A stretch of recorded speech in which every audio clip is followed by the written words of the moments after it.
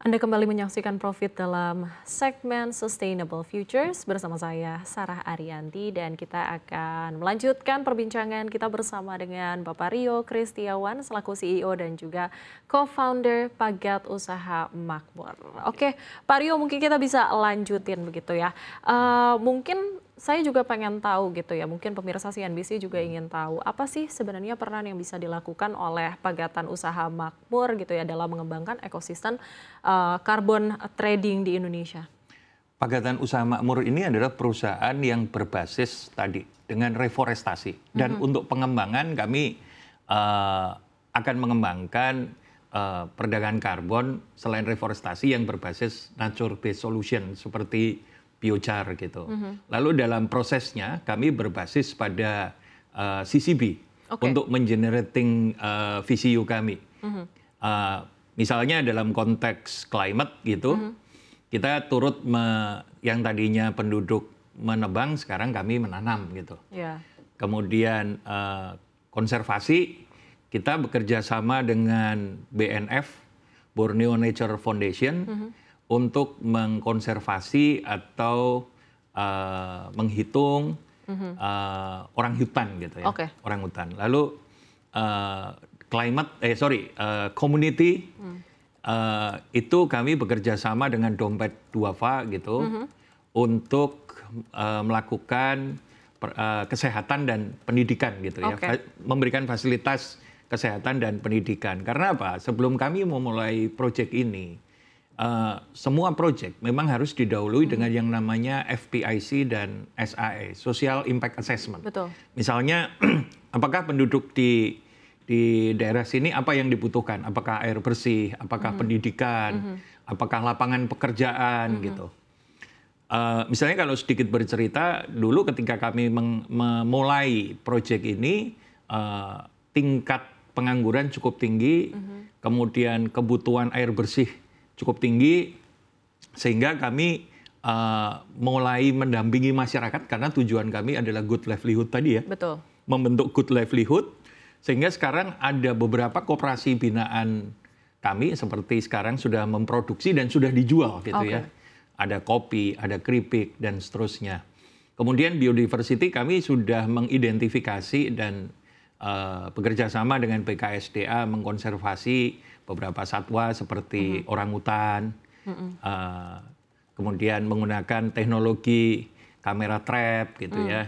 Lalu climate kami menghitung cadangan karbon, termasuk melakukan fire patrol untuk menghindari kebakaran hutan dan lahan. Karena usaha kami kan berbasis reforestasi. Di dalam pengembangannya kami juga membantu, karena kan visi Pagatan ini, Plum Project ini kan giving back to the society. Artinya pada sawah-sawah yang mulai tidak produktif gitu, kami akan mengembangkan usaha berbasis biochar gitu. Atau ke depan kami akan mengembangkan usaha berbasis AWD gitu. Bagaimana sawah ini justru produktif dan tidak merilis GRK berlebihan. Misalnya dengan teknologi irigasi berbasis AWD tadi ya, alternate wetting and drying. Jadi tinggi air mukanya harus sesuai begitu. Ini kan berarti sudah banyak kolaborasi ataupun kerjasama begitu ya tadi dengan BNF, dengan BKSDA gitu, dengan Dompet Duafa. Nah kalau dengan mungkin perusahaan internasional gitu ya, lembaga internasional, apakah ada Pak mungkin untuk mempercepat implementasi pasar karbon nasional sendiri?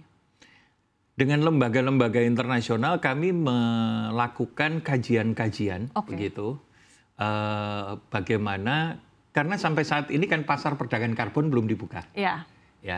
Nah, pasar perdagangan karbon untuk ke luar negeri ya belum dibuka. Kami masih menunggu otorisasi dari pemerintah. Nah, kalau kajian dengan lembaga-lembaga luar negeri kami sudah ada beberapa gitu. Selanjutnya Pak, mungkin menurut Pak Rio sendiri, sektor apa saja nih yang memiliki potensi terbesar untuk berkontribusi dalam perdagangan karbon di Indonesia? Begini, kalau kita bicara sektor, pasti kalau bicara kontribusi, pasti kehutanan. Karena usaha yang saat ini bisa quick win adalah berbasis reforestasi dan nature based solution. Sedangkan kalau kita bicara kontribusi dalam perspektif sebagai calon buyer, ini yang kemudian perlu ukuran dari pemerintah atau regulasi dari pemerintah. Misalnya sampai saat ini kan belum ada persetujuan teknis batas ambang emisi untuk semua industri. Hanya industri-industri tertentu. Sehingga memang masih banyak industri yang belum tahu apakah apakah industrinya ini melampaui threshold yang diizinkan pemerintah atau tidak. Karena kan aturan batas ambang emisi itu belum ada untuk semua industri. Nah, sehingga untuk optimalisasi, memang setiap industri perlu punya sebagai background-nya gitu ya. Karena kan industri ini kan background-nya polluter pays principle. Artinya yang mencemari membayar gitu. Gitu. Nah, sebatas apa pencemaran yang diperbolehkan gitu. Threshold inilah yang belum diatur di semua industri gitu. Hanya industri tertentu yang sudah punya threshold-nya gitu. Oke, selanjutnya mungkin kebijakan pemerintah itu kan juga perpres gitu ya, nilai ekonomi karbon sebenarnya sudah hadir ya Pak ya. Menurut Pak Rio sendiri apa sih langkah lanjutan yang mungkin dibutuhkan untuk implementasinya secara global? Sebenarnya kalau aturan hukumnya, regulasinya sudah cukup lengkap ya, karena karena kan Perpres 98 2021 itu kan turunan dari UU CK. Kemudian setelah Perpres 98 2021 kan ada peraturan tentang perdagangan karbon, peraturan Menteri LHK saat itu 2022. Kemudian ada aturan Permen LHK Daklu perdagangan luar negeri yang tahun 2023. Kemudian yang perlu dioptimalkan itu menurut saya justru dari sisi hulunya. Hulunya adalah bagaimana perusahaan apply dari izin pertama sampai dengan izin terakhir gitu ya. Dari misalnya tingkat rekomendasi gubernur, kemudian izin prinsip, AMDAL, dan seterusnya, bisa dilakukan percepatan-percepatan pengurusan itu. Karena kalau sekarang kalau kita lihat datanya, Indonesia itu kan negara dengan luasan hutan terluas ketiga. Tetapi izin pengelolaannya dan perusahaan yang betul-betul efektif melakukan izin, mengimplementasikan izin itu masih sangat sedikit. Sehingga memang perlu dilakukan percepatan-percepatan di tingkat perizinannya. Lalu yang kedua, seperti tadi di awal disampaikan bahwa memang sudah ada langkah yang baik dari pemerintah untuk melakukan mutual recognition dengan tadi Plan Vivo dan Gold Standard. Tetapi ada satu hal yang mungkin penting juga karena ini adalah acuan buyer majority gitu ya, di hampir semua buyer menggunakan, yaitu VERA. VERA ini memang perlu segera dilakukan mutual recognition juga. Karena pasar ya 50% lebih pasar itu menggunakan pasar internasional ya. Menggunakan acuan VERA. Sehingga pemerintah memang segera perlu merampungkan mutual recognition-nya dengan VERA. Karena kan pada akhirnya dari perusahaan ketika akan melakukan perdagangan karbon kan perlu otorisasi pemerintah. Otorisasi ini kan kemudian berkaitan dengan berapa unit karbon yang beralih. Nah ini berkaitan dengan perhitungan kan. Begitu. Sehingga kalau belum ada mutual recognition ya akhirnya pasar kita kan hanya untuk internasional ya. Pasar kita kan menjadi terbatas dengan Plan Vivo dan Gold Standard tadi. Ya semoga pemerintah juga mendengar begitu ya. Saran-saran mungkin dari Pak Rio. Nah, terkait dengan investasi nih Pak. Mungkin gimana sih sebenarnya carbon trading ini bisa menjadi peluang investasi yang mungkin menarik bagi perusahaan maupun investor asing juga sebenarnya? Sebenarnya kalau kita bicara investor asing, perlu dipastikan apakah investor asing dapat, kecuali dia kepemilikannya melalui bursa ya. Kalau melalui pengelolaan langsung, sepertinya saat ini belum dapat. Karena kalau ini kan izin pinjam pakai, izin PBPH.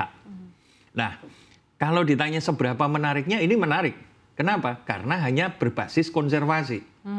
Artinya modal yang diperlukan di awal itu tidak sebesar industri-industri padat karya lainnya.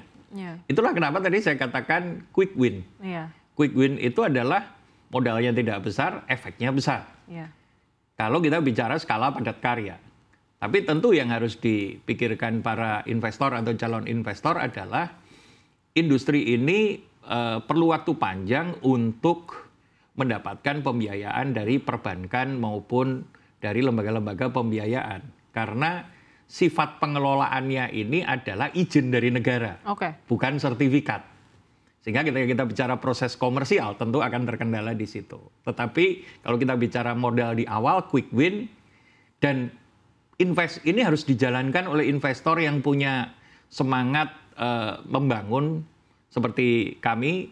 Semangat kami dari awal adalah giving back to the society through reforestation gitu. Jadi memang quick win-nya di situ gitu. Oke, Pak Rio, ini kan tadi kita sudah ngomongin tentang upaya-upaya dan ada beberapa tantangan juga begitu ya. Yeah. Nah, tapi sebenarnya menurut Pak Rio sendiri, apa sih tantangan yang paling mendesak untuk segera diselesaikan agar pasar ini mungkin bisa berjalan? Menurut saya ada 3. Yang pertama, kalau kita bicara perdagangan domestik gitu ya, harus segera diselesaikan aturan threshold untuk batas atas penggunaan emisi itu, ya, karena dari situ mulai bisa ditentukan siapa yang harus membeli gitu, sehingga ini akan mendorong percepatan perdagangan di bursa karbon Indonesia maupun perdagangan B2B, pasar domestik. Sedangkan untuk pasar internasional memang pemerintah perlu memperluas mutual recognition-nya dengan berbagai macam lembaga selain Plan Vivo dan Gold Standard tadi. Sehingga Vera tadi memang perlu segera dirampungkan. Memang yang saya dengar pemerintah sudah membahas ini dengan Vera sehingga memang perlu segera diratifikasi gitu ya. Perlu segera disahkan gitu. Lalu yang ketiga, percepatan di hulu, seperti percepatan sektor perizinan dan seterusnya. Karena kan otorisasi perdagangan ini kan di ujung. Perusahaan kan harus mempunyai rekomendasi, izin prinsip, kemudian AMDAL dan seterusnya. Pengurusan ini kan kemudian memakan waktu bertahun-tahun gitu. Sehingga ini kan perlu dipercepat. Kenapa perlu dipercepat perizinannya? Karena kan kita akan memasuki masa prime time ini 2027 nih.